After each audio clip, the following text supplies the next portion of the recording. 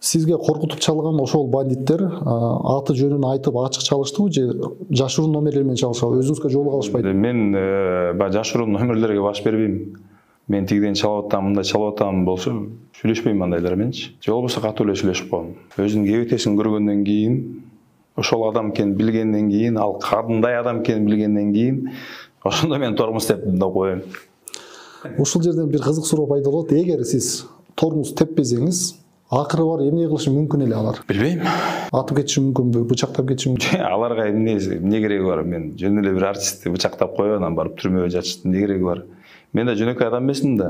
Мени өлтүрүп койсо информационный эме болот да. Же мени сабап койсо деле информационный хайп болот да, андан чоң болуп. Мен деле баягы эл тааныган адаммын да. Комментаторлор, ладно, алар жөн эле жаза берет үйүндө отуруп алып. Бирок мен өз чөйрөмдө, өздөрүм досторум арасында аябай жакшы адам катары билишет да мен. Мамилебиз күчтүү көбү мененчи. Анан бул четте калбай турган окуя болчу.